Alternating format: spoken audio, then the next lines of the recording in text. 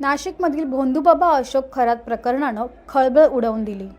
या प्रकरणात अनेक बड्या नेत्यांची नावं समोर येताना दिसत आहेत। तसे आरोप प्रत्यारोपही राजकीय वर्तुळात केले जात आहेत।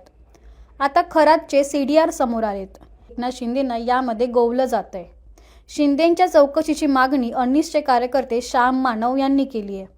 यावर उदय सामंत काय म्हणालेत पाहूया।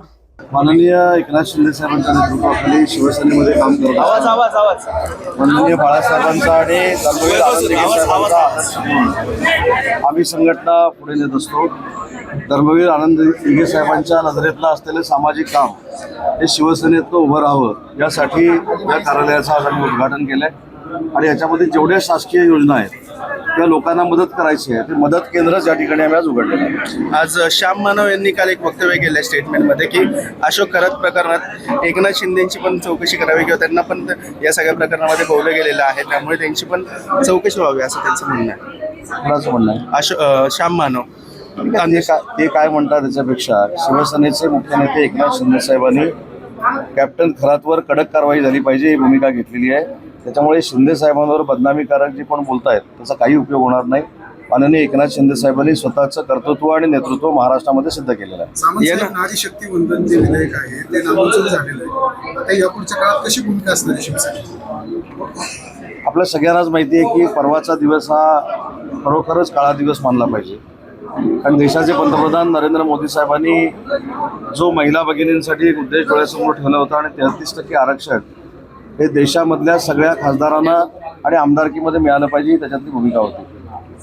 परंतु राहुल गांधी आणि त्यांची जी टीम होती त्यांनी विरोधात मतदान करून महिलांना राजकीय आरक्षण मिळू नये अशा पद्धतीची भूमिका त्यावेळी घेतली आणि म्हणून मला असं वाटतं की त्या संध्याकाळी जे नरेंद्र मोदी साहेबांचं काल बहुतेक त्यांनी राष्ट्राला संबोधित ज्यावेळी केलं तरी त्यांनी स्पष्ट सांगितलं की कदाचित हा स्पीड ब्रेकर आला असेल परंतु महिलांचं 33% आरक्षण आम्ही देऊन दाखवू ही आमची भूमिका आहे।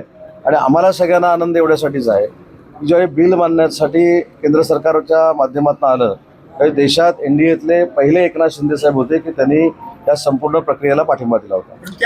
घटना बदलायचं काम सुरू होतं अशी सुद्धा टीका होत आहे। एकीकडे नारी शक्तीचं बिल सांगतात पण दुसऱ्या बाजूला नाही, पहिली गोष्ट अशी आहे की ज्यांना आता महिलांच्या समोर जाऊन मतदान मागता येणार नाही म्हणून स्वतः काहीतरी सारवासारव केली पाहिजे म्हणून इकडून युबीटी असेल किंवा अन्य काही पक्ष असतील ही राहुल गांधींची वकिली करत आहेत। त्याच्यामुळे मला असं वाटतं की महिला भगिनींना काल कळून चुकलेलं आहे। महाविकास आघाडी ही महिला भगिनींना कधीही 33% आरक्षण मिळू देणार नाही हे परवाच्या प्रसंगावरनं सिद्ध झालेलं आहे। विधान परिषद ट्विट करून या विधेयकाला पाठिंबा दर्शवला होता। एकूणच उभाटा गटाचे खासदार असून सुद्धा त्यांनी ती भूमिका मांडली, तुम्ही कसं?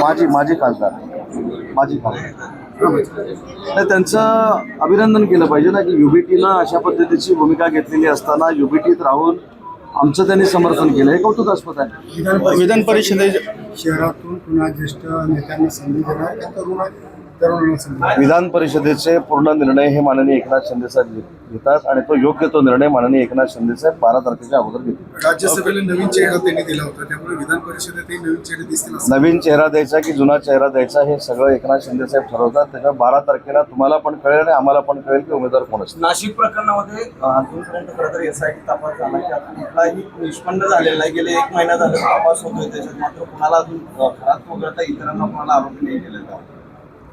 त्या यंत्रणेमध्ये नक्की काय चालू आहे हे मंत्री म्हणून मला देखील माहिती नाही, परंतु शिवसेनेची भूमिका काय आहे? शिवसेनेची भूमिका खरात सारखी नीच प्रवृत्ती महाराष्ट्रामध्ये नाही ह्या देशामध्ये परत होऊ नये यासाठी पोलिसांनी कडक कारवाई केली पाहिजे ही शिवसेनेची भूमिका आहे।